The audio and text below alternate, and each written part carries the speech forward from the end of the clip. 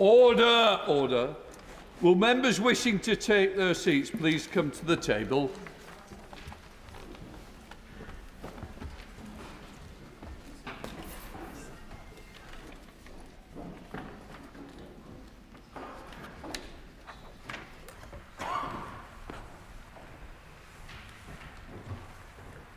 I swear by Almighty God that I will be faithful and bear true allegiance to His Majesty King Charles, his heirs and successors, according to law.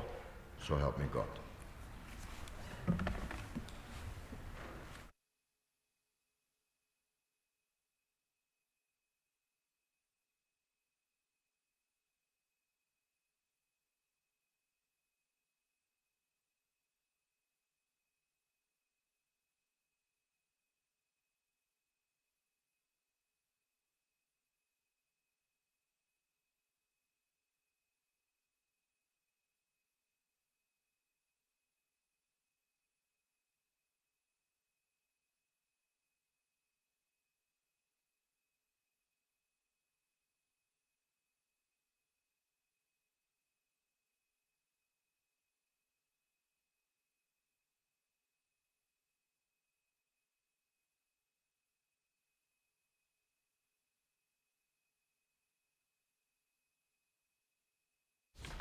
Right, we now come to questions to the Secretary of State for Levelling Up Housing Communities.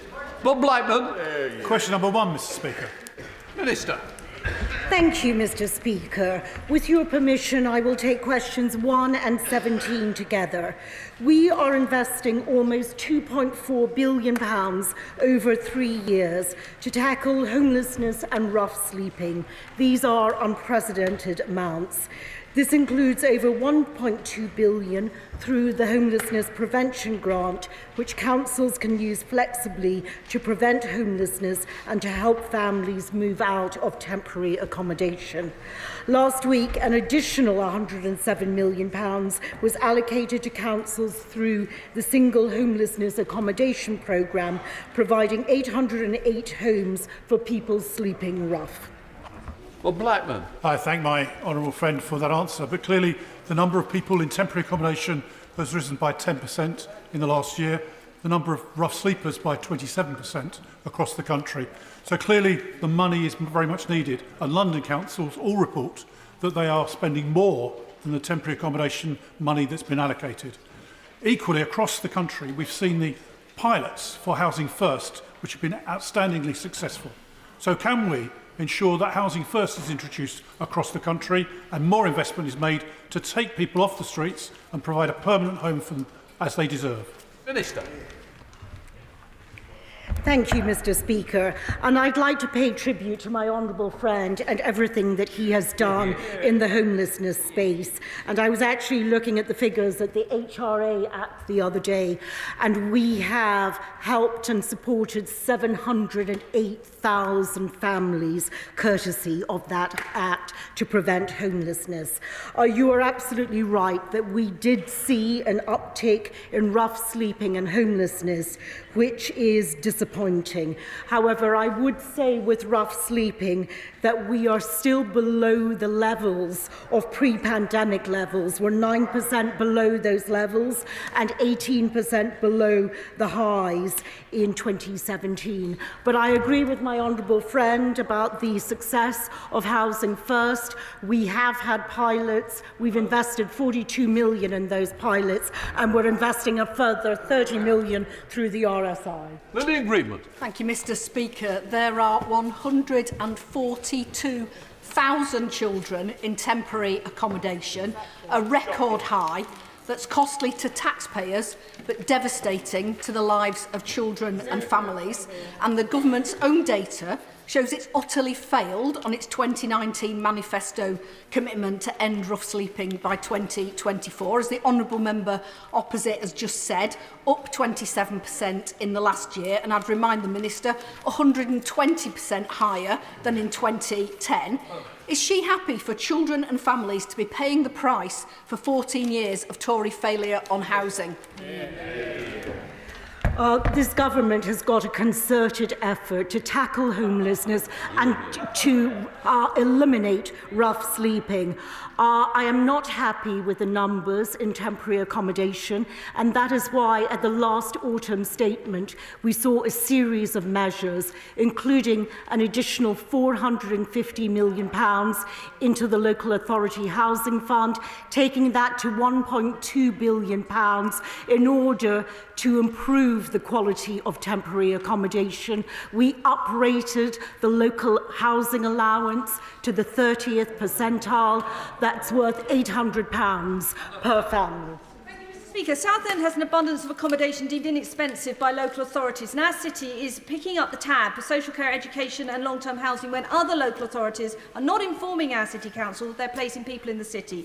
All local authorities should give prior notice under section 208 if they're placing people for homelessness within 14 days. Would my right honourable friend assist me and Southend City Council to deal with this issue? Minister. My honourable friend is absolutely correct that if a borough places people into temporary accommodation outside the borough, then they should notify that borough. So you are absolutely correct, and I am very happy to assist you in getting that message across. Neil Wilson. Much, Mr. Speaker. Analysis by London councils shows that, on average, the equivalent of one child in every classroom is homeless, and that London local authorities are now spending a staggering £90 million a month on temporary accommodation for those who are homeless. So can I ask the Minister, what conversations has she had with colleagues in the DWP and the Treasury around raising the cap on housing benefit subsidy for temporary accommodation and also supporting local authorities to buy up property, as Richmond Council is doing, so that they can rehouse people locally in decent accommodation? As the Honourable Lady will understand, I cannot talk about any discussions that we may have had with Treasury, but clearly the budget will be on Wednesday. I would point, however, to the increase that we have seen in the LHA rate, and that will take effect in April. And as I said, the Local Authority Housing Fund is specifically to help local authorities buy properties for temporary accommodation. So, Secretary of State Angela Rayner. Thank you, Mr. Speaker. I hear what the Minister says about the housing fund for temporary accommodation, but what we need to be doing is reducing the amount of families that are in temporary accommodation. 4 years have now passed since the government first promised to end Section 21, and now 70,000 children are coming home from school to sleep in temporary accommodation each night for a child being brought up in a hotel room, doing their homework in a bathroom floor and eating their dinner perched on the bed. The opportunity to make the most of their life is out of their control. So I ask the Minister, how many more children must face eviction before she meets the promise? Minister. We are absolutely committed to repealing Section 21. There is no question about that, absolute commitment. In terms of the numbers and temporary accommodation, as I said, those are disappointing, but we do have a very holistic approach, and that is building more housing, building more affordable homes, and enabling local authorities to go out and build and purchase temporary accommodation. Thank you, Mr. Speaker. Question 3, if you please. Minister. Thank you, Mr. Speaker. We're transforming communities the length and breadth of our United Kingdom through our £4.8 billion Levelling Up Fund, improving transport, regenerating high streets and rebuilding pride in place. Giles Watling. Thank you, Mr. Speaker. I thank my honourable friend for his answer, and I am indeed delighted that recently we've been able to bring some £78 million of investment to Clacton. But going forward, free ports will be a major contributor towards levelling up. And levelling up, in my view, means also transport infrastructure. And not enough is getting through to bus services in my patch. Would my honourable friend agree to support my campaign that outlines that Freeport East in Essex needs to show its social value in Clacton by helping improve connectivity for everyone across the Tending district, and that includes buses? Minister. Thank you, Mr. Speaker. I'm more than happy to meet with my honourable friend to discuss his campaign. Buses are the most popular form of public transport in our country. They're an essential part of our national transport system, playing a vital part in levelling up. And I'm grateful to my honourable friend for acknowledging the huge amount of levelling up funding going into Clacton, and I'm keen to work with him to see how we can help people in Jaywick as well. Dave McHillier. Thank you, Mr. Speaker. Mr. Speaker, my borough, Hackney, bid for and was successful in getting a levelling up fund bid, but because of a delay to the bid being put in, because the government changed the timetable, and the delay to the final decision again because the government delayed the timetable, that's contributed, not the only factor, but it's contributed to a 9-month delay in the programme and in getting the funding. Will the Minister look at this? And given it's a government flagship programme, isn't he a bit disappointed that some of the problems on the timescale are down to his own department? Thank you, Mr. Speaker. I will absolutely commit to looking at that. We've obviously introduced the project adjustment request process, and I'm more than happy to talk with her and her local authority about how they can utilise that to meet the changes that she outlines. David Mundell. Does my honourable friend agree with me that the great strength of levelling up funding is that it supports projects that are generated by local communities rather than by officialdom, and therefore when the Borders Levelling Up Partnership is considering projects, that the project at the Crook Inn at Tweedsmuir in my constituency and at the George Hotel in Walkerburn are ideal for such funding opportunities. Thank you, Mr. Speaker. I was really grateful to meet with my honourable friend recently to discuss those exact priorities. We're hoping to invest £20 million into the Levelling Up Partnership he mentions, and I'm sure that those priorities will be part of our considerations as we design the partnership. Samuel Wilson. Mr. Speaker. The communities in Northern Ireland experienced no benefit from the last round of levelling up funding on the flimsy excuse from the government that the Assembly was not sitting. Now that the Assembly is sitting, can the Minister tell us what discussions he has had with the Communities Minister to ensure that the millions of pounds which he said was set aside will be available for projects in Northern Ireland? Minister. I can absolutely commit to having those discussions, and I offer to meet with the honourable gentleman following this session. Dave Andrews. Thank you, Mr. Speaker. I'm proud that Morley has received £24 million funding of the Conservative government. I'm sure my right honourable friend agrees that transparency and care with taxpayers' money is vital. Well, would the Minister look into the concerns that a number of constituents have raised about my Morley Town Council, including the controversial plan to install 80,000 worth of TV screens in a conservation area, whether it followed correct tendering process and whether any vested interest of those involved were fully declared? Minister. Thank you, Mr. Speaker. I will absolutely look into those concerns, and I shall ensure that my officials are able to meet with the honourable lady to discuss those further. Drew Gwynn. Thank you. The success or otherwise of levelling up will be tested by whether or not people and communities feel better off, and whether inequalities in those communities are removed. So what assessment has the Minister made of an area like Tameside, which has had 3 successful levelling up bids, but which feels poorer because its council is £200 million worse off? Minister. Mr. Speaker, across the North West, we're investing £2.2 billion through our different levelling up fund streams. And I would say to the honourable gentleman that we're working closely with the Mayor of Greater Manchester, giving him more powers and more funding to help deal with the exact issues he mentions. Shadow Minister Jim McMahon. Thank you, Mr. Speaker. The government talk about levelling up, but local councils and communities are on the brink due to policies made in Downing Street that affect every single local authority in the country. Funding has been slashed, the Fair Funding Review delayed, the business rate reset postponed, reserves are depleted, community assets have been sold, accounts go unsubmitted, and more councils are lining up for emergency support.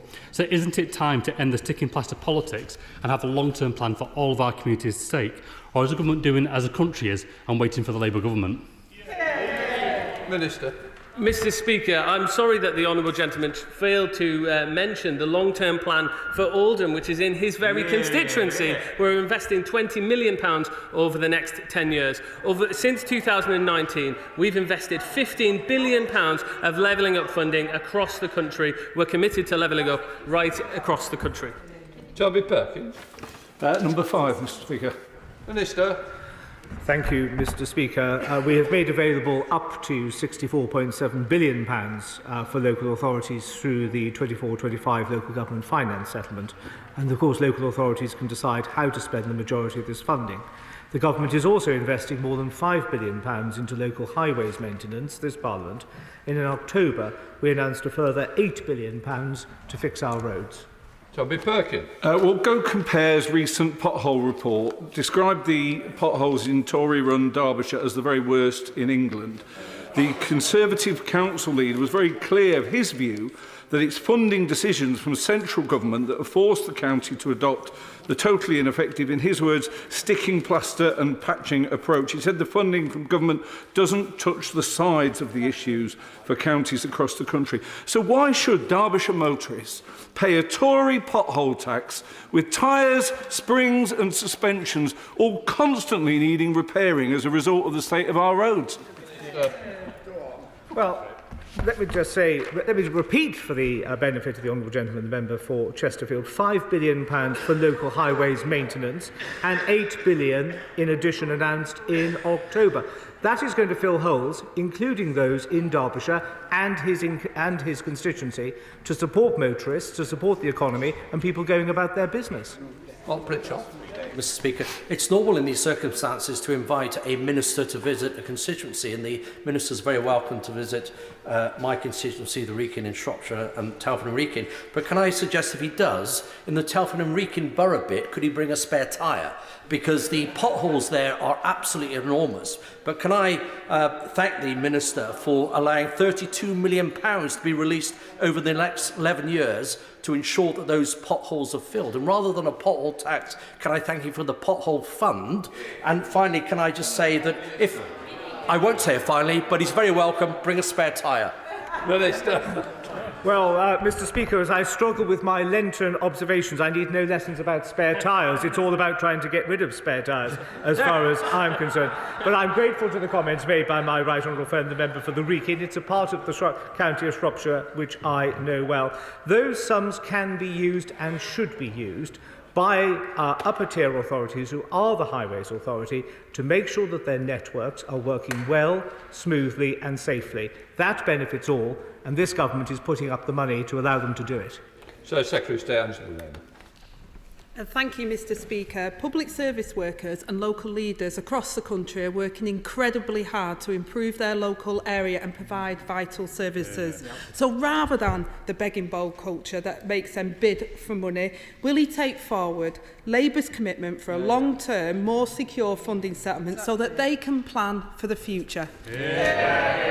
Well, Mr Speaker, I'm intrigued by what the Right Honourable Lady proffers to the House, because it was only a few weeks ago when her honourable friend sitting next to her, the member for Blaydon, said this in the debate on the local government finance settlement.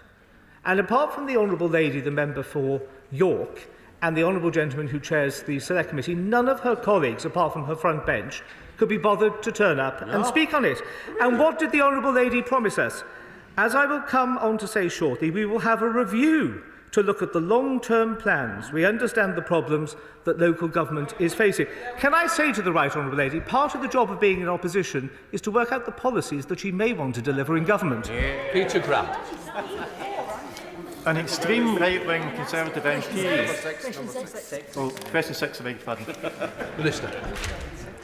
Mr Speaker, we have been clear that anti-Muslim hatred has absolutely no place in our communities, and I feel this very strongly representing one of the most diverse constituencies in the country.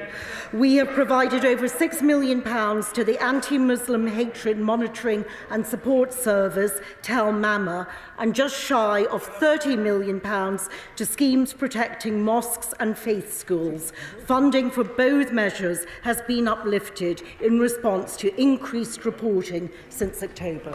Peter Grant. Take two. An extreme right-wing Conservative MP was allowed to go on an extreme right-wing Conservative funding TV station and make a series of vile Islamophobic remarks. The MP wasn't suspended for Islamophobia. He was suspended for refusing to obey an order from his party leader. Does the Minister understand why it is that not only among Muslim communities but across a much wider range of believers and non-believers, people are becoming increasingly concerned that in the eyes of this government, Islamophobia is somehow being seen as less abhorrent than other forms of racism?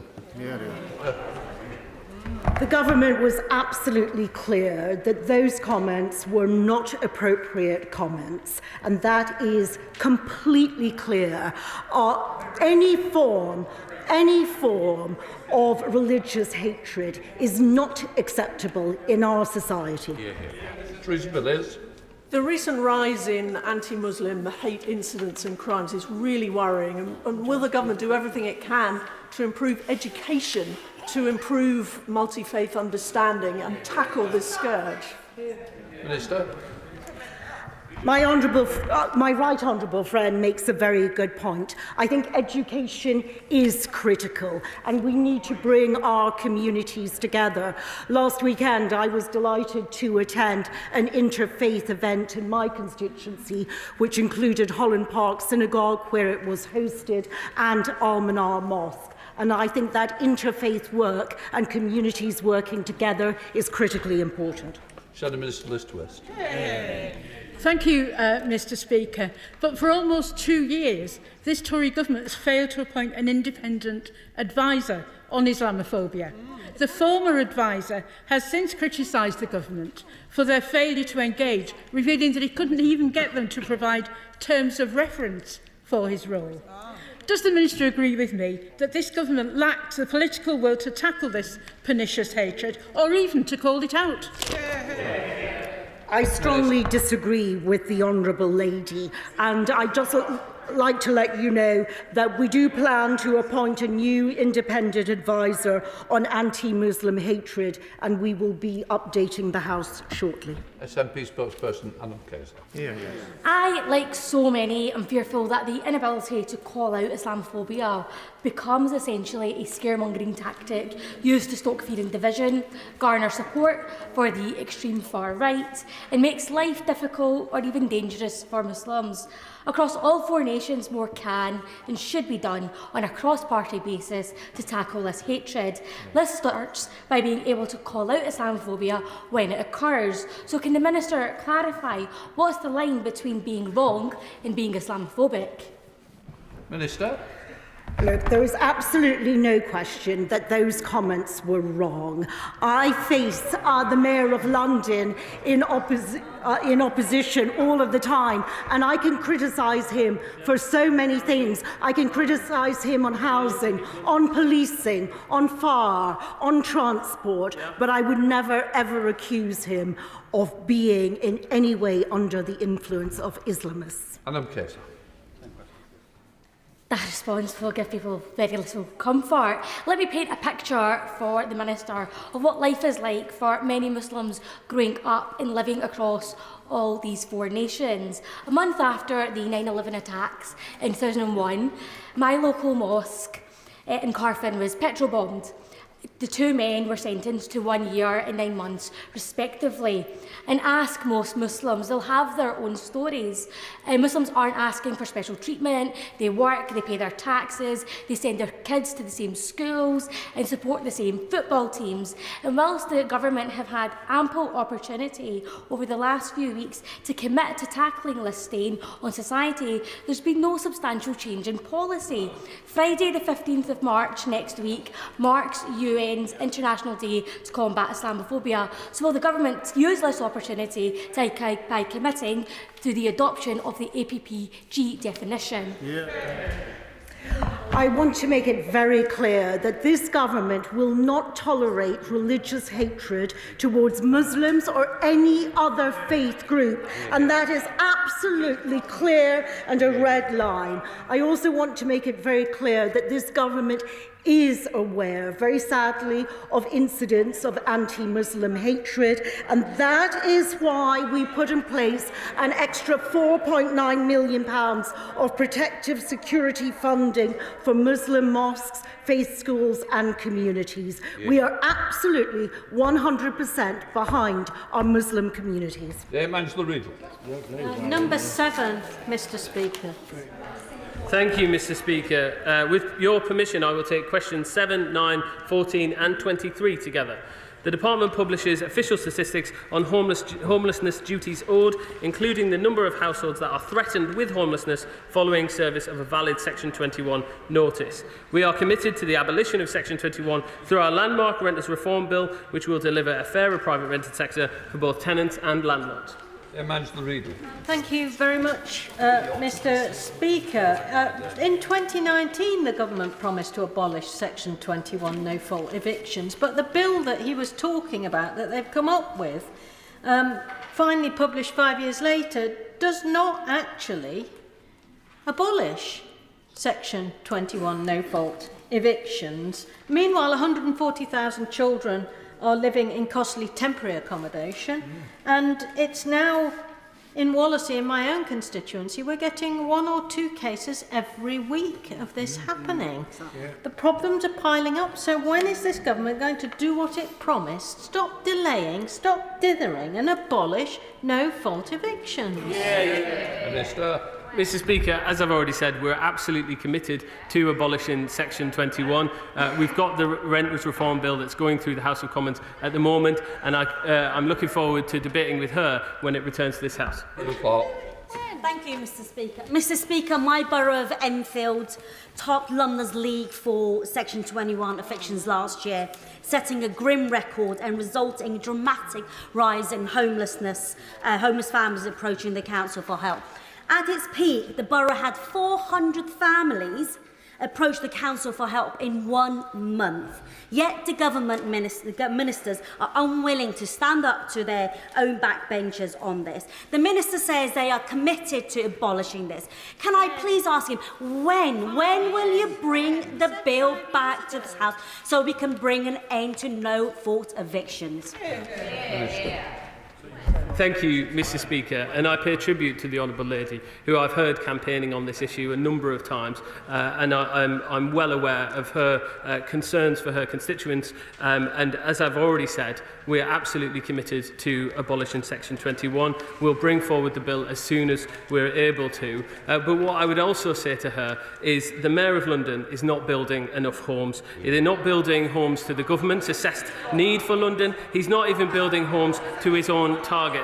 So I would encourage her to have a conversation with him as well. Rebecca Long-Bailey. Thank you, Mr Speaker. In Salford, from April to November last year, approximately 466 individuals presented to Salford City Council in crisis because of Section 21 notices. But Salford's social housing waiting list is currently in the thousands. Private market rents are outstripping incomes and local housing allowance rates at a frighteningly exponential rate. And because there are no affordable homes to go to once you're evicted from a property, homelessness levels are now at acute levels in Salford. This isn't just a housing crisis now, this is a homelessness crisis in Salford. So when is the government going to bring back the Renters Reform Bill with robust amendments to finally ban Section 21 evictions? And what action is the Minister going to take to ensure my constituents urgently have long-term secure tenancies? Mr Speaker, again, I've heard the Honourable Lady talk about this issue a number of times. We are absolutely committed to the abolition of Section 21. I'm personally committed to that, and we will bring back the bill as soon as we're able to. Shall the Minister Matthew Pennicook? Thank you, Mr Speaker. In resisting Labour's efforts to strengthen the Renters Reform Bill, ministers have repeatedly argued that the legislation as drafted strikes precisely the right balance between the interests of tenants and those of landlords. And yet, by watering down protections for renters and further delaying the long overdue abolition of Section 21 evictions, the package of draft government amendments to the bill that we saw last week will tilt the playing field decisively back toward the landlord interest. Are we to believe, Minister, that the government have honestly decided at the 11th hour that it is landlords that need more rights and powers? Or isn't this simply a crude attempt to manage an increasingly fractious Tory party at a shameful cost to hard-pressed private tenants? Thank you, Mr. Speaker. The honourable gentleman, like various members who've already spoken, is a committed campaigner on this issue, and I enjoyed our time together in committee for this bill. I would say to him that we need to strike that balance, the very balance that he's just spoken about. That's why we're discussing the bill with both landlord groups and tenant groups. We're meeting with colleagues on my side of the House, we're meeting with colleagues on his side of the House and the smaller parties as well. We're ensuring that when we bring this bill back, it is in the best possible shape so that it affords those protections and that security for tenants, but protections and fairness for landlords too. Mohammed Yassin. 8, please, Mr. Speaker. Minister. Thank you, Mr. Speaker. I'm grateful to the honourable gentleman for Bedford for his question. I'm pleased to report that the review of the flood recovery framework has already begun, and that I expect this work to be completed by the autumn of this year. We will, of course, update Parliament in the usual way when that review is completed. Mohammed Yassin. Thank you. My constituent Lucy owns ride layer events on Wyboston Lake, which flooded again during Storm Hank. She can't get insurance, and her business isn't entitled to compensation under the flood recovery framework because of the government's arbitrary decision to expect cash-strapped councils to cover the cost if fewer than 50 properties are impacted. This is very unfair that my constituent has fallen through the safety net. She won't be the only one, with property in Campston regularly being impacted by flooding. So will the Minister correct this anomaly in the framework and help my constituents save her business? Minister. Well, I'm sorry to hear of the case that the honourable gentleman has brought before the House, and if he wishes to write to me with the details of the business, I will, of course, look into it. In relation, Mr. Speaker, to Storm Heng, 2,241 properties have been identified as being eligible for grant support. That covers 16 upper-tier local authorities, and to date, £788,743 have been reported by local authorities to impacted householders and businesses. There always has to be a rubric to these things. There always has to be, but in part, that is what will be looked at during the flood recovery framework review, and as I say, we will report that to the House. But the offer is there. If the honourable gentleman wishes to write to me, I'll very happily look at what he has to say. Thank you very much indeed, Mr. Speaker. Wiston has been flooded repeatedly over the last decade, and is a huge ongoing issue. Now, recently, the Council has approved 450 new homes in Wiston. Now, Wiston Parish Council, which is independently aligned, so not party political, has actually called a special public meeting about these plans, because the plans for those homes by Rotherham Council show water running uphill, which I believe it doesn't run uphill, take it away, and on top of it, it also shows floodwater draining away into a non-existent stream, surely showing that the Rotherham Council don't actually understand the flooding issue. Does agree with me that Rotherham Council and all councils have a responsibility to not be building on the floodplain? Minister. Well, Mr. Speaker, my honourable friend raises an important point, and between the local planning authority and the Environment Agency, between the two bodies, they should always find the most appropriate sites for development and take hydrology and water management into very clear consideration. My honourable friend, the Planning Minister, will have heard what my honourable friend has raised and may be contacting him in due course. Alistair Stratton. Number 10, please, Mr. Speaker. Minister. On the specific adoption of roads, this is largely an issue for my right honourable friend, the Transport Secretary, and he leads on that policy. However, I know, because we've spoken about this in committee, that the honourable gentleman has a significant interest in this area, and we understand the strength of feeling on this issue, and we are considering the matter further. Alistair Stratton. Thank you, Mr. Speaker. Now, across the country, homeowners in estate adoption limbo are being left exposed to exploitative and often unaccountable management companies. Despite their warm words, sadly, the government didn't bring forward any of the actions the CMA urged to end the issue of freehold once and for all. Now, with the Secretary of State rumoured to be on the lookout for legacy accomplishments, will the Minister urge colleagues to finally act on this issue in this Parliament, or will freehold be an issue yet again left to the next government to tackle it?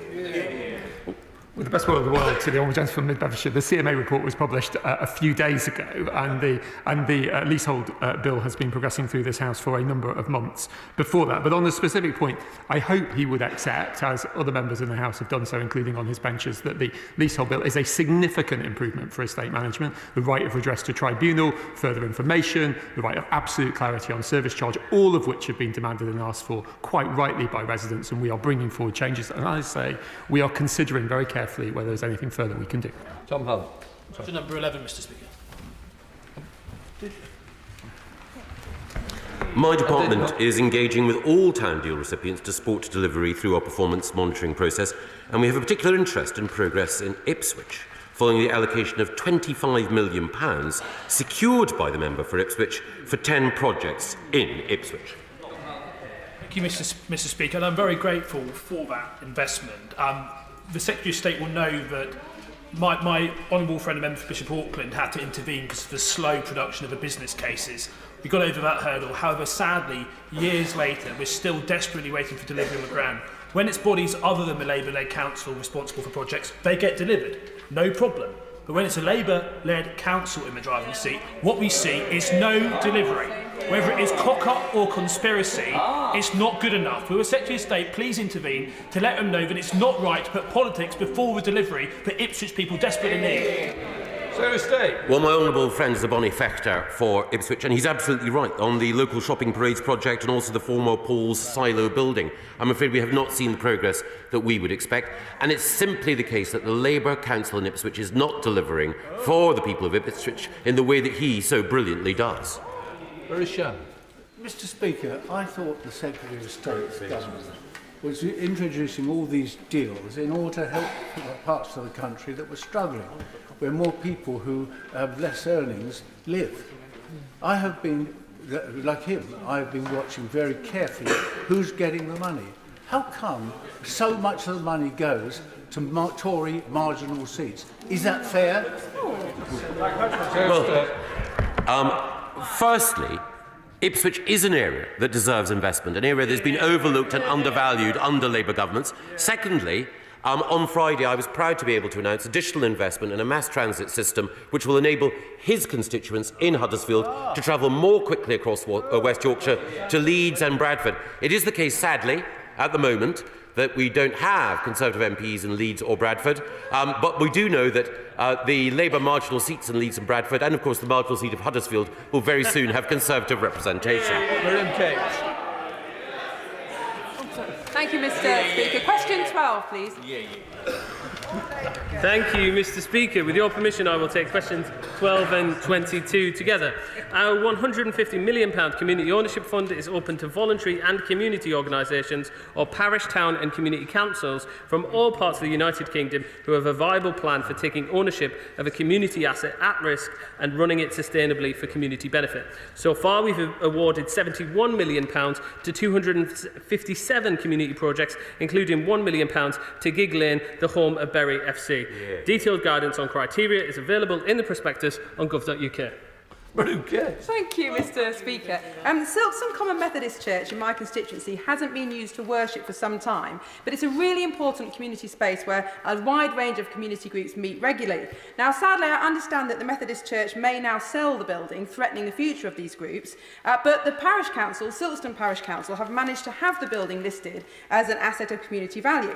So could my honourable friend tell me whether the Community Ownership Fund might be a suitable source of funding to secure the future of the building, or what other funds the Parish Council should indeed be looking at? Minister. Thank you, Mr. Speaker. Well, I can confirm it sounds as though it's eligible, but I'm happy to meet with her to discuss eligibility further. Applicants can bid up to £2 million in capital funding from the Community Ownership Fund, with revenue funding available in addition to this. But in the first instance, I would recommend that interested applicants read the prospectus on gov.uk, as this will cover all they need to know regarding eligibility requirements, funding available and the application progress. Much, Mr. Speaker. Would my right honourable friend consider amending the criteria for Community Ownership Fund applications to include the potential community purchase of redundant council assets, which would bring back to life many publicly owned buildings and spaces which are currently serving no purpose or are underused? Thank you, Mr. Speaker, and I thank the honourable member for his advocacy for the fund, as well as for his constituents in Bury. The Community Ownership Fund works alongside existing community asset transfers to support these by funding costs of renovation and refurbishment. We can't fund the cost of purchasing publicly owned assets where the public authority would credit a capital receipt, except in the case of parish, town and community councils, but I'm happy to meet with him to discuss this further. Tim Farrell. Thank you, Mr. Speaker. In many communities in Westmoreland, the pub is the centre of that community and often is under threat. In some cases, that pub, such as the Ship at Sandside, has closed down altogether. Community way of being able to allow the community to bring those businesses back into public use. But does the fund allow communities to go through the process of compulsory purchase so that a building can be taken from an owner who's unwilling to sell, so it can then be made useful again for the local community? Thank you, Mr. Speaker. I think the CPO process is probably a little bit too lengthy for the fund itself, but I'm happy to meet with him to discuss the project directly. We're very happy to help fund community pubs through the Community Ownership Fund. Thank you. The Citizens Theatre in Glasgow is a much beloved institution and has been undergoing refurbishment over several years now. They've had a range of funding from Glasgow City Council, the Scottish Government, Historic Environment Scotland, but due to inflation and other measures still require additional funding to make up the balance to complete this really significant refurbishment programme. Is the Community Ownership Fund something that the Citizens Theatre might be able to avail themselves of? Minister. Mr. Speaker, once again, I think it sounds as though it may be eligible, but I can't comment exactly on eligibility today, but I'm happy to meet with the Honourable Lady to discuss whether this fund is appropriate for her Citizens Theatre. Nigel Bills. Number 13, please. Secretary of State. We've made available up to £64.7 billion for local authorities through the Local Government Finance Settlement for 2024-25. That's an above-inflation increase of up to £4.5 billion, or 7.5% in cash terms, on 2023-24. And of course, this includes an additional £600 million of funding, which was announced by my honourable friend, the Member for Local Government, on the 24th of January. Thank you for that answer. Aside from potholes, the issue that's caused the most angst for Derbyshire County Council is the significant rise in the costs of residential placements for looked after children. And the council believe that the market for that is now completely out of control and prices are excessive. Is there more the government can do to help councils financially to pay these bills, or find a better way of structuring that market so the bills are not so high? Well, my honourable friend, this is a very important point. I mean, it is the case that we're spending £500 billion additionally, £1 million, forgive me, on adult and children's social care. But he's absolutely right. The cost of residential homes for looked after children is excessive, and there are a number of private equity firms that are operating like bandits in this area. And I have talked to the minister responsible, the member for Wantage. Action will be forthcoming. Chair of the Select Committee, Clive Bells. Thank you, Mr. Speaker. The Select Committee recently produced a report on local government finance, and we said the government must act now if local authorities are to survive the severe crisis. What has the Secretary of State done? He's asked every local authority to produce a productivity plan. It sounds a bit like him advising councils how to spend better the money they haven't got. In particular, he's asked local authorities to identify ways to reduce wasteful spend. What does he think local authorities have been doing for the last 13 years? And even more in particular, to ask them to identify waste on discredited staff equality, diversity and inclusion programmes. How much does he think that's going to save towards avoiding Section 114 notices? Well, I'm very grateful to the Chairman of the Select Committee, and he's right, of course. There are challenges that local government faces, but there are outstanding councils, like, for example, North Lincolnshire or South Norfolk, that are continuing to ensure that they can build up surpluses and deliver effective services, and that's because they put productivity first. There are some local authorities, lamentably, that are not putting productivity first, like South Cambridgeshire with its plans for a 4-day week, or St Albans, which is still spending money on discredited forms of training that only increase division rather than bringing communities together. And it's no coincidence that both of those local authorities are Liberal Democrat. Question 16, please, Mr. Speaker. Minister.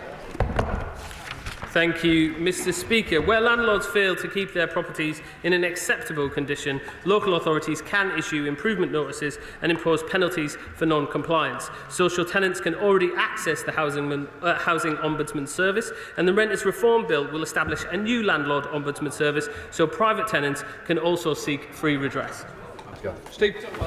Thank you, Mr. Speaker, and I thank my honourable friend for his answer. Whilst these changes in legislation are welcome, it is clear that more must be done. Too many rental and leasehold residents in Uxbridge and South Ruislip face ongoing issues in ensuring landlords and freeholders face up to their responsibilities? Will the Minister work with me to ensure that my residents in such precarious situations with unresponsive landlords and leaseholders are able to access the correct course of remedial action in a timely and effective manner? Minister. Thank you, Mr. Speaker, and I will indeed work with my honourable friend to ensure his residents, which he is such a brilliant champion for, can access redress. We are committed to protecting tenants from the minority of landlords and agents who provide a poor service. Where a property is managed by an agent, residents can seek redress through the Property Ombudsman or the Property Redress Scheme, as well as the Housing Ombudsman for social tenants and the new Ombudsman for private tenants. The Leasehold and Freehold Reform Bill will require freeholders who manage their property to join a redress scheme too. Thank you, Mr. Speaker. Too many children across the country are still being hospitalised because of mould in their private rented homes. Repairs and concerns, especially about mould, are the subject of AWAB's law, which is being brought in, but private landlords are being left off the hook. Will the Minister consider supporting my private member's bill to extend AWAB's law and ensure that private landlords hold up their responsibilities to fix mould? Thank you, Mr. Speaker, and I'm grateful to the Honourable Lady for the time that we've spent together discussing her private member's bill.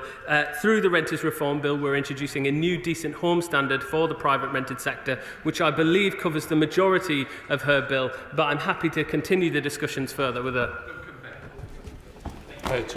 18, please. Secretary of State. My department is supporting the implementation of the Norfolk devolution deal, which is progressing well. Norfolk County Council, under its brilliant leader, intends to vote to change its governance in July, leading to the election of a directly elected leader in May 2025. Duncan Baker. Thank you, Mr. Speaker. The budget in a couple of days has got two things it could do for Norfolk. Firstly, we could announce the county deal and give Norfolk control of its future. But even more importantly than that, it could provide the vehicle for my Sheringham roundabout, which the Minister knows all about, which will be wonderful for my North Norfolk constituency. So the question to the Minister is, has he convinced the Chancellor to announce it yet? Secretary of State. Well, I can't reveal the nature of any discussions that I've had with a member for Surrey South West, but Sheringham roundabout is one of the single most important infrastructure investments in Norfolk. The member for North Norfolk has made the case convincingly to me, and I hope that we'll be able to get motoring on it before too long. That's been correction. Thank you. Number 19, Mr. Speaker. Minister. Thank you, Mr. Speaker. Our £11.5 billion affordable housing programme will deliver thousands of affordable homes for both rent and to buy right across the country. The Levelling Up White Paper committed to increasing the supply of social rented homes, and a large number of the new homes delivered through our affordable homes programme will be for social rent. There's been correction. Mr. Speaker, in Bolton, 20,000 people are on a housing waiting list. For a 3-bedroom house, it's 18 months wait, and on average, 800 to 900 people apply for each home that comes up. Families are often referred into the private central sector, which they are not able to afford, as because we know the rents are sky high. After 14 years of this Tory government, which has actually failed to build affordable homes, will the Minister now apologise to my constituents stuck in temporary accommodation? Minister. Thank you, Mr. Speaker. The Honourable Lady mentions the last 14 years. Well, since 2010, we have delivered over 696,000 new affordable homes, including over 482,000 affordable homes for rent, of which 172,000 homes are for social rent as well. We're committed to building more homes for people just like her constituents.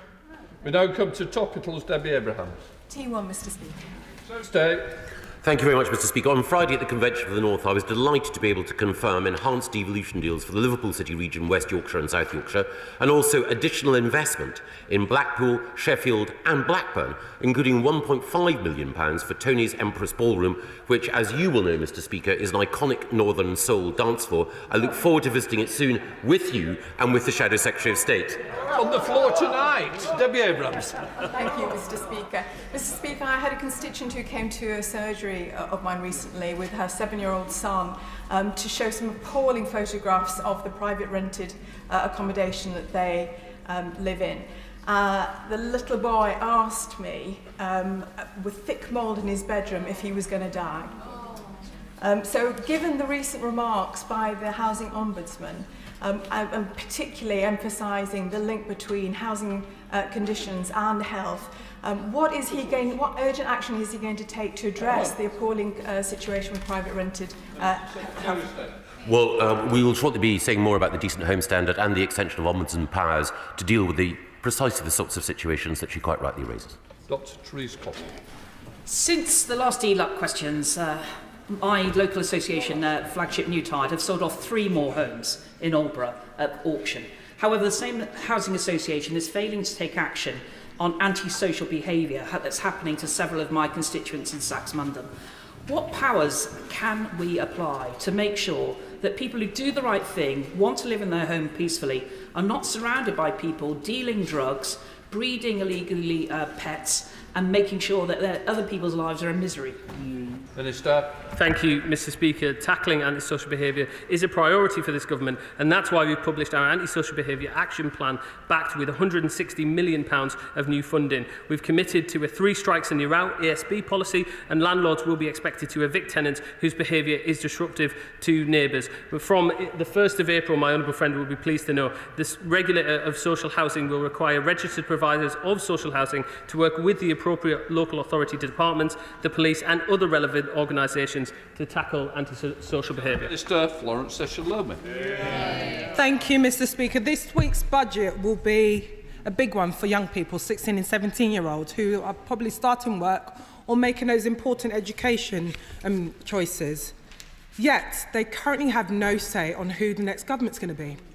On this side of the House, we believe in our young people. So will the government act now and give 16 and 17-year-olds a say in the next general election? Minister. Well, Mr. Speaker, the Honourable Lady makes a case for lowering the voting age. It's one I don't support. It's one that the government doesn't support. The age of 18 is seen as the age of maturity in this country and in many other countries across the world. It seems to have served us pretty well up until now, and I see no particular reason to change it. Marco Longhi. Thank you, Mr. Speaker. Will the Minister join me in congratulating South Staffordshire District Council for serving an enforcement notice to rebuild the Crooked House pub? Will he also look favourably at measures I will be bringing forward to ensure that heritage pubs are better protected? Because, as he will know, the Crooked House and many others had no protections at all. Well, my honourable friend makes a very important case and makes a very important argument. And the case of Crooked House, I think, reinforces what he has long campaigned for, which is better protection for heritage pubs. And I look forward to working with him and Lord Mendoza to achieve just that. Dr. Rupert. Thank you, Mr. Speaker. The Secretary of State is a strong supporter of green urban spaces. So will he urgently meet with me to discuss the ancient Haven Green, currently under threat, on which he is due to decide soon? Well, obviously, I can't speak to the Honourable Lady about specific planning applications, and I do cherish urban green spaces, but I also cherish more homes being built in London, and it would be regrettable. It would be regrettable if the Honourable Lady were to be a blocker, not a builder. Jen Stevens. Mr. Speaker, since my election, I've urged Wolverhampton City Council to focus on city centre living to bring footfall back to our city centre. What more can government do? I'm delighted the council are now changing their plans, but how can we get upper storeys converted as well to really bring that footfall back? Well, my honourable friend is a brilliant champion for Wolverhampton and for Wolframians everywhere, and in particular, she has been the single most effective voice in attracting investment to the heart of Wolverhampton. But she's right, as well as commercial investment, we need new residential opportunities, and our extension of permitted development rights should provide just that. Chris Stevens. Thank you. Can the Minister for the Union tell me what discussions he has had with devolved administrations and what discussions he's had with the Chancellor on the very important matter of infected blood compensation? And does he recognise the frustration and dismay from many campaigners as to the delays and almost a year they've waited since Sir Brian Langstaff reported on his compensation framework? Well, the Honourable Gentleman raises a very, very important point, and those who've suffered as a result of the infected blood scandal are, of course, in the forefront of our minds. It's directly a Cabinet Office responsibility, but I know from my time in the Cabinet Office how seriously the ministers charged with this responsibility take it, and I will talk to them and indeed update devolved administrations on progress towards appropriate compensation. The government's to be commended for taking through the first leasehold reforms for 20 years. But as the bill now goes to the Lords, will ministers go further and agree, firstly, to empower the 3 to 4 million people trapped on leasehold estates, and secondly, to fundamentally end this scammy, dodgy, corrupt model once and for all? Honourable friend makes an important point about making sure that we strike the right balance here. We have brought forward significant reforms as is already in the bill, but I'm happy to continue to talk to my honourable friend and other members of this House who are interested in this, and the government continues to look at what more can be done. Thank you, Mr. Speaker. Last week we saw for a second year running rough sleeping numbers up by over a quarter. That's a lot of people to criminalise if the criminal justice bill remains unamended. Over 100,000 households, including 140,000 children, find themselves stuck in temporary accommodation. Yet the mere mention of temporary accommodation sees ministers pivot away from the subject entirely. This should be a source of shame for this government. So where is the national plan to end all forms of homelessness? Because I sincerely hope it's not in the same place as their plan for ending Section 21 evictions, Mr. Speaker. This government has got a very clear plan. We introduced it last year, ending rough sleeping for good. We announced £2 billion behind it. It is now £2.4 billion. It is unprecedented amounts of money that we are giving to this very important task. James Morris. The Hayton Hill Leisure Centre in my constituency is to be part rebuilt and part refurbished by a £20 million investment from the Levelling Up Fund. So would the Minister agree with me that DLUC need to continue to be engaged with the local authority who are appointing contractors to make sure that this project does get delivered on time and on budget? Minister. Thank you, Mr. Speaker, and I'm grateful to the honourable member who is a fantastic champion for his constituent. I'm happy to meet with him to discuss the delays as soon as we're able to. There is the project adjustment process available to the council if they need to use that. Judith Cummins. Thank you, Mr. Speaker. Mr. Speaker, in 2010, total wealth per head in the north of England was 16% less than the rest of England. Last week, the IPPR released a report which estimated that by 2030, this gap will have grown to 21%. Can the Minister confirm that this government's policies have achieved levelling up? State. Well, I was delighted to be in West Yorkshire on Friday outlining the additional investment that we are making in the West Yorkshire region, and the specific agreement that we've reached with the Mayor of West Yorkshire, Tracy Braben, will see significant additional funds going in to help with housing, adult skills and transport, all of which will contribute to a revolution in devolution that has occurred under this Conservative government. George Freeman. Rural areas are particularly vulnerable to the high energy costs we've seen in the last 2 years, 150% more vulnerable to fuel poverty. Would my right honourable friend agree with me that councils on the front line of high rural costs are seeing a spate of homelessness? Great councils like Breckland in my patch now spending 50% of their net budget on relief, and would he support me in urging the Chancellor to increase that relief in the budget on Wednesday? State.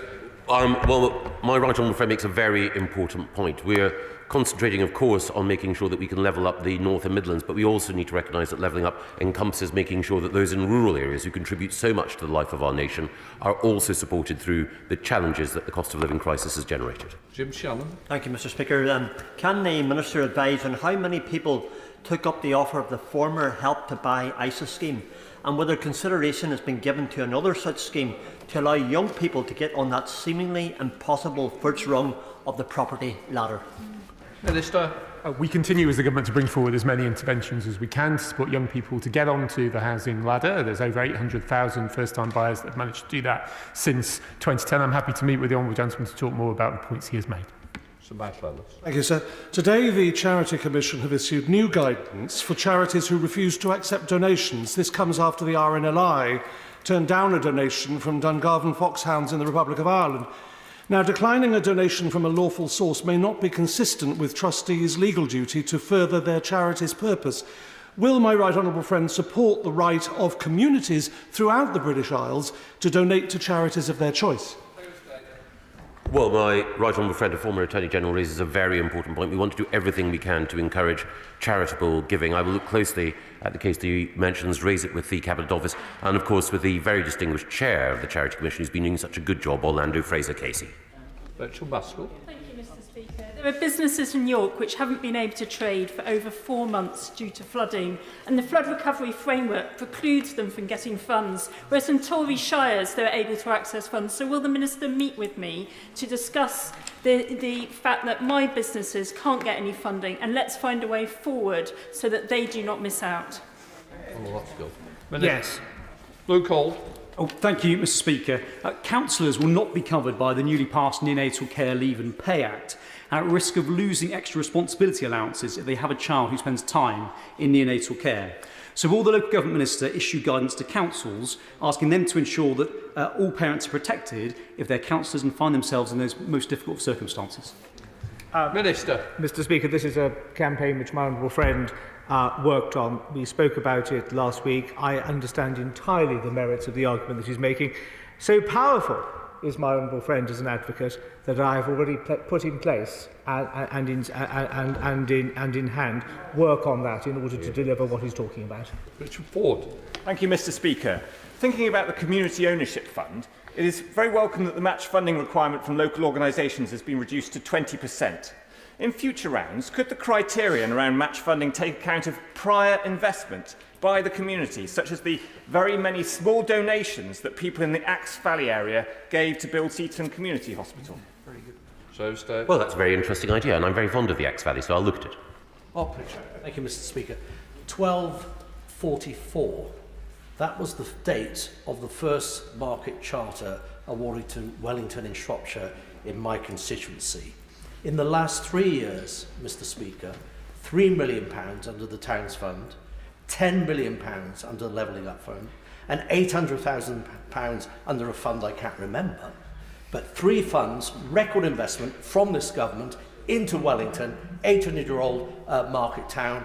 The council have just taken over, the Labour Council have just taken over the market. Can the Secretary of State please ensure that the council don't mess it up? Tuesday. We will do everything we can, and Wellington is very lucky to have such a brilliant advocate. I hope that my honourable friend sits on the green benches for many years to come, but when he's translated to another place, he deserves to be the next Duke of Wellington. Right, that completes questions.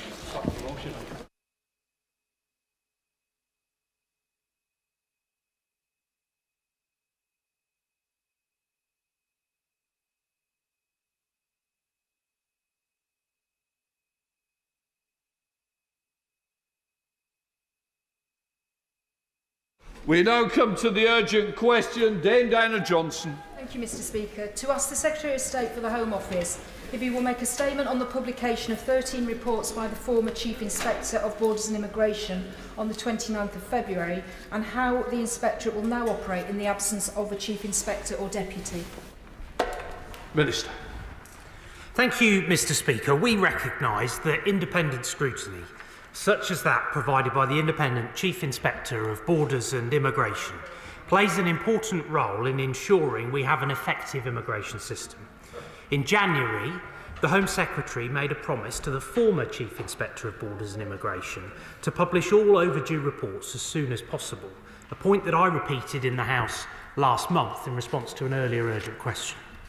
Last Thursday, we delivered on that promise by publishing all 13 reports that were outside of the 8-week commitment to review and respond.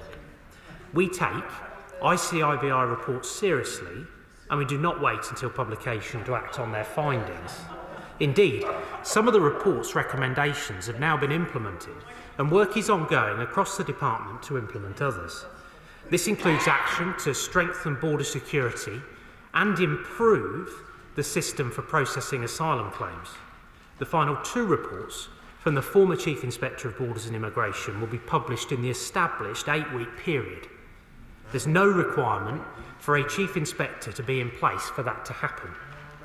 But the process of appointing his replacement is already underway, with the advert going live the day after the former Chief Inspector had his appointment terminated. An appointment will be made following robust competition in accordance with the Governance Code on Public Appointments. In addition, we are looking at options to appoint an interim Chief Inspector. We will, of course, update the House on the outcome of appointment processes, and we will also continue working with the Right Honourable Ladies Committee in relation to these matters. Mr. Speaker, the security and effectiveness of the UK border is of paramount importance. This government recognises that, which is why we've taken wide-ranging action to tackle illegal migration and reform our asylum system. Our efforts are paying off, but there's more to do. We will never compromise on this. We will always put the safety and the interests of the British people first.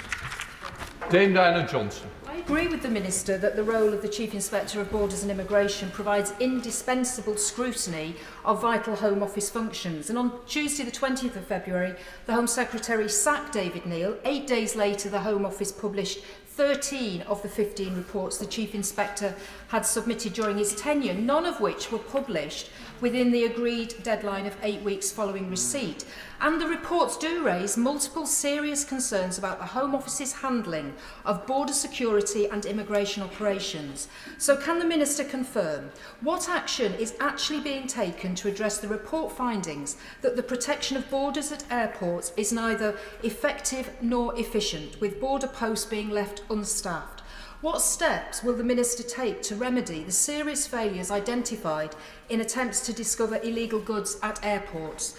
Does the Minister accept the conclusion that attempting to clear the legacy backlog at all costs has led to perverse outcomes for claimants and staff, with quality assurance sacrificed for increased productivity?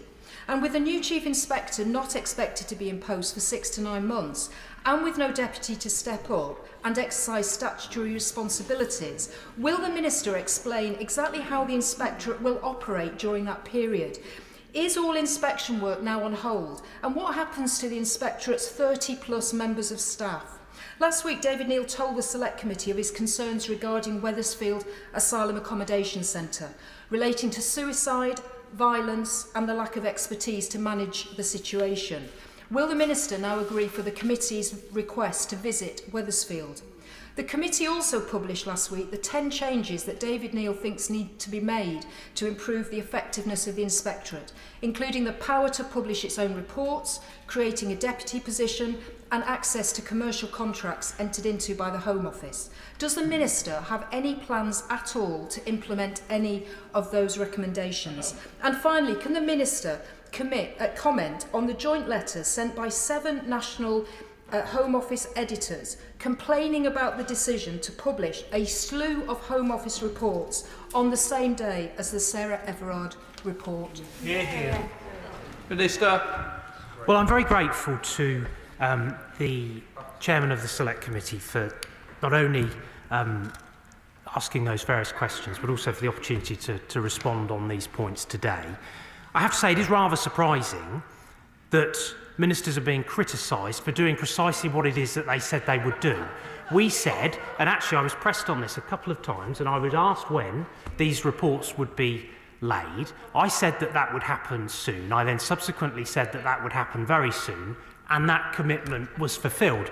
And what I will say to her, I will give her this undertaking, because this is important, and I care about this, and I know that she cares about this as well, that when it comes to those 2 outstanding reports, those will be responded to in full and in the proper way within that 8-week window.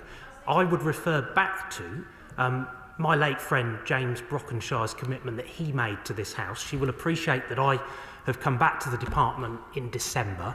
I would argue we have made progress in laying these reports, and I just want to assure the House that those existing reports that are not yet responded to will be dealt with within that 8-week window, and we will return to that approach in dealing with these matters, which I think is the right thing to do. In terms of the recommendations in various reports, what I can say is that we've obviously responded to those reports. A number of the recommendations have, of course, been accepted.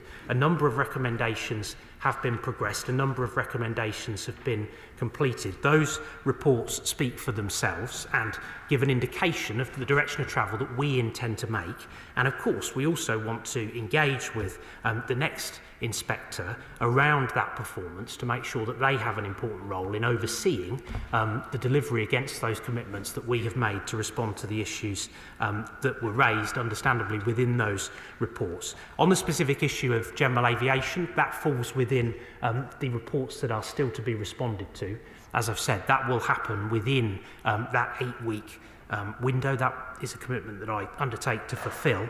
When it comes to the asylum backlog, it is fair to say that there has been pressure from this House to get on and process asylum claims. I would argue that the teams have done remarkable work in delivering on that commitment to get on and process the legacy backlog, with much learning along the way that we take forward into the future processing. But there is going to be increased sampling in the way that the inspector recommended, as well as improvements to IT. When it comes to the arrangements for the IBI functions in this period, that is a matter that is currently under consideration.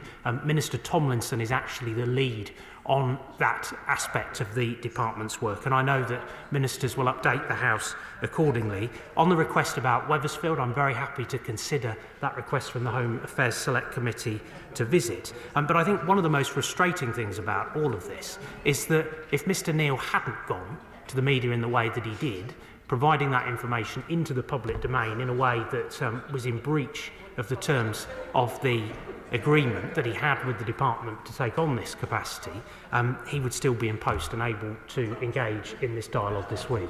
Tim Lawton.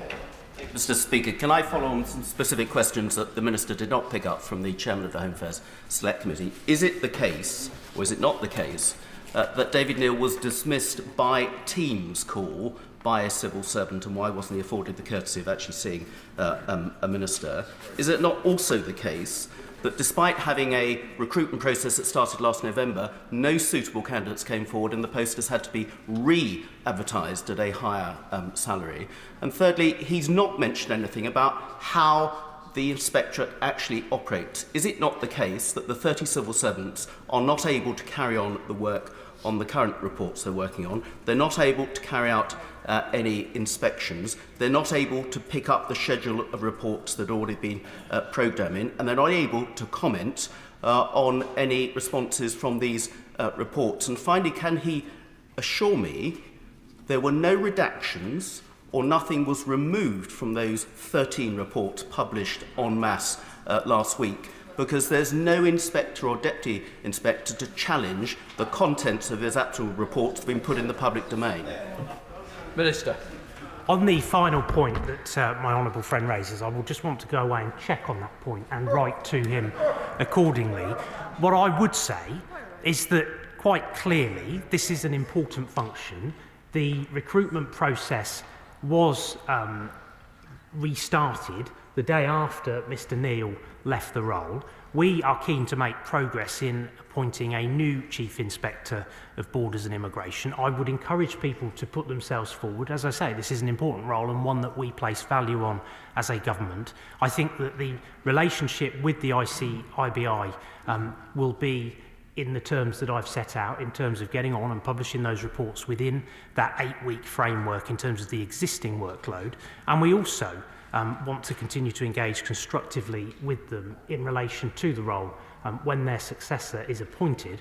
I know that senior officials, the second permanent secretary, is engaging with the administrative team at the ICIBI, and as I've said, we're looking at what can be done in the interim to bridge the gap between Mr Neil leaving and the new inspector taking post.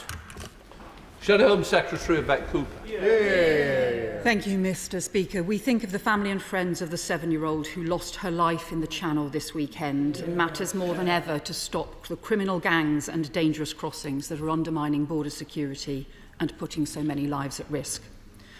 Mr Speaker, 13 inspectorate reports, 1 NAO report with damning revelations on Britain's borders that the Tory Home Secretary has shamefully tried to bury or hide. And now he's gone into hiding himself. He should be doing a statement on these reports. They show shocking border security failures. Border and customs posts not staffed. In one airport, they were told customs is shut down for the summer.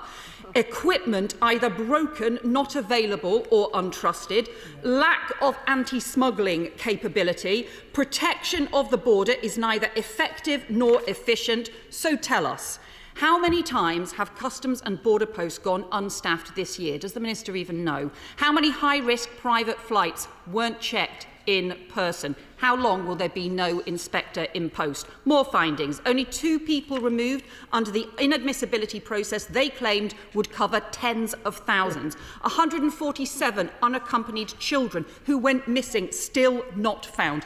And on Rwanda, £400 million of taxpayers' money spent even if no one is sent. If 300 people go, it will be £580 million, over £500 million on a scheme that will cover less than 1% of UK asylum arrivals, nearly £2 million per person. I'll say to the Minister, don't give us any garbage about the Tories having a plan. That's not a plan, it's a farce. Why don't they stop wasting that money and instead put it into rebuilding border security and stopping the criminal gangs? That's Labour's plan. And finally, the revelation that the Home Office has gone a shocking £5 billion over budget this year because they failed on the backlog, on returns, on hotels and on Rwanda. 14 years of Tory government wasting taxpayers' money, weakening Britain's security. They've bust the Home Office budget, broken Britain's borders. Instead of hiding and running away, why don't they just get out of the way and let someone else do the job properly instead? I think that was a contribution to the House full of sound bites, as ever, but absolutely light on policy substance. And, you know, the one thing that we hear time and again from the Right Honourable Lady and her colleagues is a lot of criticism of what the government is doing and absolutely no credible policy alternative in response. And it is incredibly frustrating, and it just won't do, and the British people see straight through it. I share her earlier sentiments in her remarks about the terrible incident that we have seen at the weekend with that young girl losing her life. We've seen yet again in the last few weeks lives lost in the Channel, and that is a source of regret for all of us. That is why this government is absolutely determined to put an end to these crossings of the Channel. We are making progress. That is why the number of crossings last year compared to the year before was down by over a third. Albanian arrivals down by over 90%, but there is more work to do, and we will continue to see through the plan that is delivering on those results. She specifically mentions Rwanda. We have a fundamental point of difference in that we believe, as the government, that the Rwanda policy is an important part of the answer in putting those evil criminal gangs out of business. It is not acceptable to be spending £8 million a day in the asylum system, but actually it doesn't take many £8 million a day to get to the figures which have been provided to the NAO in a transparent manner, and we will continue to publish through the annual report and accounts. But we think it is the right thing to do to advance that policy, to put those criminal gangs out of action, recognising that it is novel and that it has been challenging, but she will, of course, have the opportunity to vote for the Rwanda legislation when it comes back from the other place, and I would certainly encourage her to be in the division lobby with us and her colleagues as well, because it just won't do to have no credible plan. And when she refers to the point about one of the comments that was made in the report, we don't accept that. The inspection only covered a small part of our border operations at a specific location and over a limited period of time. It is a snapshot, and it's inappropriate to draw unsubstantiated wider conclusions through sweeping statements based on a 3-day inspection. Ultimately, Border Force facilitated 132 million passenger arrivals last year, processing over 96% of passengers with service standards. And significant progress has been made since this report was commissioned to increase the numbers of officers trained in vulnerability and behavioural detection, and this is set to continue. We treat the recommendations that come from the inspector with the utmost seriousness. We get on and deliver on those recommendations, and we've also, as I've set out for the House today now consistently, got a commitment to respond to those reports within 8 weeks. James Daly. Thank you very much indeed, Mr. Speaker. And following on from the point that my honourable friend has just made, It was very clear that there is an issue regarding the publication within 8 weeks, and bearing in mind the public purse is funding 30 civil servants together with the Chief Inspector of Immigration, I wonder whether my honourable friend has given consideration to a statutory written basis to the 8-week requirement, or whatever requirement is necessary or proportionate for the publication of such reports to ensure the deficiencies within the system. Well, in his usual way, my honourable friend comes to this House with constructive suggestions about the way that government goes about its work. That is a suggestion that I'm very happy to put to my right honourable friend, the Minister who leads on these matters within the department. But I just want him to be absolutely assured that there is a commitment to engage with these reports within that 8-week window, which I would argue is both in letter and in spirit with what the late, great James Brockenshire said a few years ago. MP spokesperson Alison Poulos. I would like to thank David Neal for his work. Nobody can doubt that he was an independent Chief Inspector of Borders and Immigration, and his reports bear testament to this work. He called out the Home Office for being particularly poor at communication, for their data being inexcusably awful. In relation to Border Force, he highlighted basic stuff that is not being done.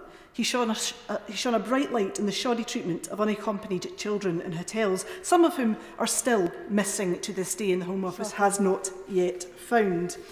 He highlighted the lack of grip and poor leadership that resulted in those children becoming lost. He highlighted also the chaos and the secret policies being operated as part of the Afghan citizen resettlement scheme, utterly unacceptable. Can I ask the Minister, what happens now to the planned inspections that are stuck in limbo? Inspections which include adults at risk, very crucial when you've had people committing suicide at asylum accommodation. Small boats, again, all the more critical when we have the tragic loss of a 7-year-old wee girl just this week. On high-performance visas, on Rwanda, on Georgia and on age assessment, what will happen to this work plan that the Chief Inspector set out? What will happen to the staff that are in place, those expert inspectors that are in place to deliver that? Will he take on David Neal's recommendations for someone who would follow him in his post? And what will happen to this department and to the future reports? When will we get a statement in the House rather than being brought by a UQ next time the reports are published? Hear, hear. So I'm very grateful to the Shadow SNP spokesman for that variety of questions. And I think I too actually want to place on record my thanks to Mr Neal for the work that he did. Because I think it is perfectly, I mean there's chuntering from the benches opposite, but it is perfectly right and proper to thank him for the work that he did. There are recommendations that government has accepted and taken forward. We treat the outcome of those reports with the seriousness that it warrants. We will continue to work through those recommendations, even in the absence of an ICIBI. We will continue to make progress against the commitments that we have made. Obviously, we want to get on and appoint a replacement for Mr Neal. That process is underway. We want to do that as quickly as is possible, whilst also making sure that we properly engage the Home Affairs Select Committee in that process, and we will do so in the way that the committee would rightly expect.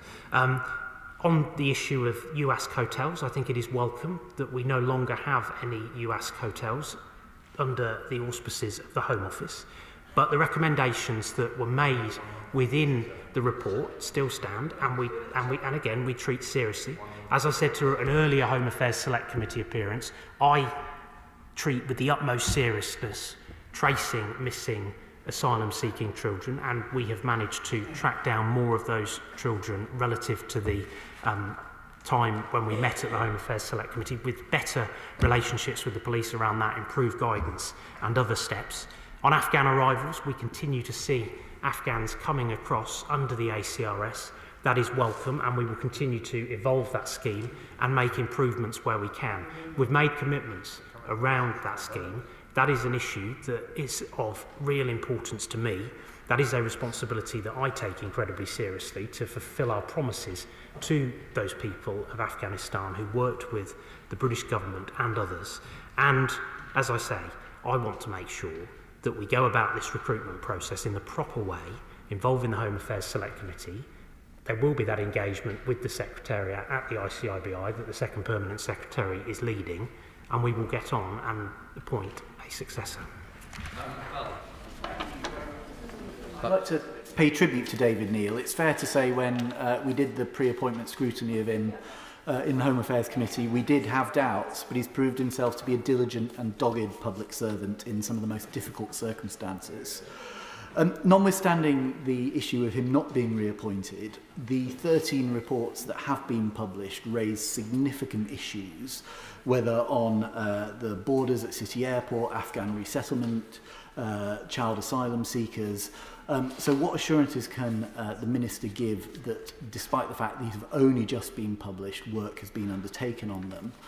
And can my honourable friend the Minister also give me his thoughts on the excellent suggestion that this post should be made independent so the Chief Inspector can publish the reports when they're ready rather than dropping them into the Home Office memory hole and hoping for the best?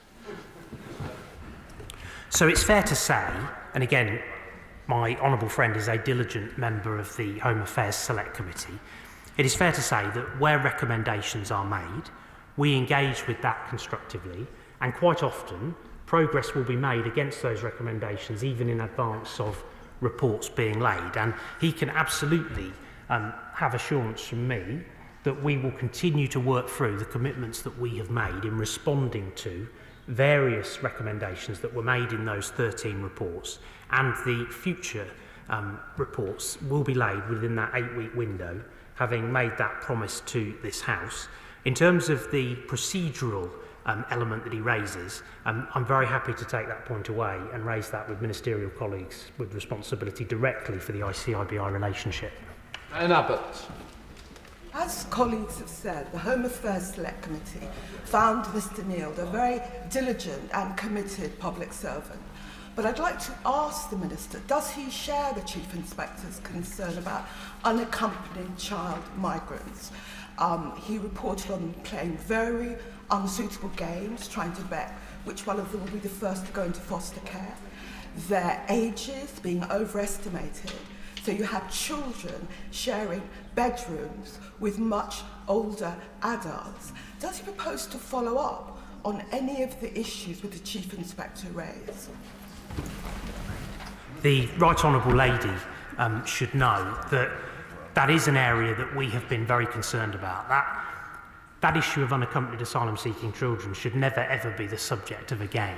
And I think all of us were horrified to hear about that particular instance, which, following those inspections findings, the department launched an immediate investigation into the inappropriate behaviour of the support worker, who was removed from site immediately and didn't return.